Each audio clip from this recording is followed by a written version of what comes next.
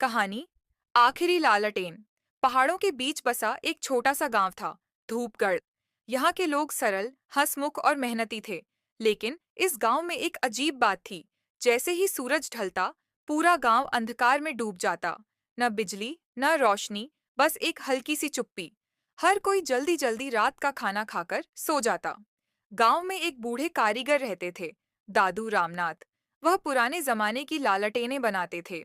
उनकी बनाई लालटेन इतनी सुंदर होती कि लोग उसे यादगार की तरह संभाल कर रखते। पर अब जमाना बदल गया था। गांव में कोई लालटेन खरीदने नहीं आता। सब शहर की चमक दमक के पीछे भाग रहे थे। दादू अकेले अपनी पुरानी दुकान में बैठे लकड़ी और पीतल से नई नई लालटेनें बनाते रहते। उनके पास अक्सर खेलता एक बच्चा आता, अनुजा, चमकती आंखों वाला, जिज्ञासु, हमेशा कुछ सीखने को तैयार। दादू उसे अपना पोता ही मानते थे। एक दिन अनुज ने पूछा, दादू, आप इतनी लालटेनें बनाते हैं, लेकिन अब इन्हें खरीदता कौन है? दादू मुस्कुराए, बेटा, हर चीज खरीदने के लिए नहीं होती, कुछ चीजें याद रखने के लिए होती हैं। अनुज इस बात को पूरी तरह नहीं समझ पाया, लेकिन उसे दादू की आंखों में चमक दिखी, लालटेन की लौ जैसी।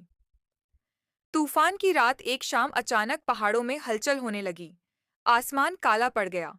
हवा डरावने तरीके से गूंजने लगी। कुछ ही देर में भारी बारिश और तेज तूफान शुरू हो गया। गांव में बिजली तो थी नहीं। अब पूरी तरह अंधेरा छा गया। लोग अपने घरों में दुबक कर बैठे थे।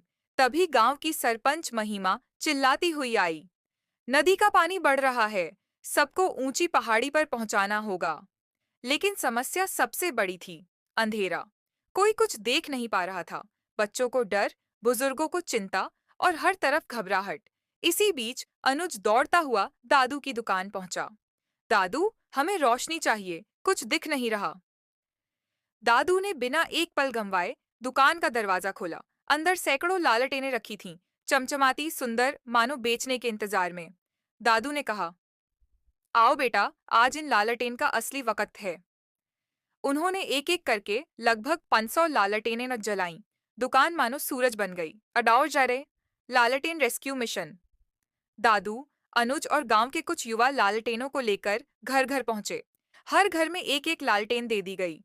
धीरे धीरे पूरा ओस लालटेन रेस्क्यू मिशन। दादू, अनुज और गांव के कुछ युवा लालटेनों को लेकर घर घर पहुंचे।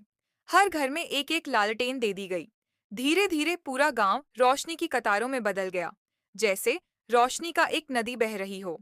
बच्चों के चेहरे चमक उठे। बुजुर्गों को सहारा मिला। सब लोग रोशनी के सहारे पहाड़ी पर पहुंचने लगे। अंधेरा घना था, तूफान भयंकर था, लेकिन लालटेन की रोशनी सबका सहारा बन गई। और सबसे आगे चल रहे थे दादू रामनाथ और अनुज। सुबह की पहली किरण। सुबह होते होते बारिश रुक गई। सूरज की किरणें बादलों को चीर कर निकलीं। हर कोई सुरक्षित था। गांव के लोग रो पड़े, खुशी से, राहत से और भरपूर सम्मान से।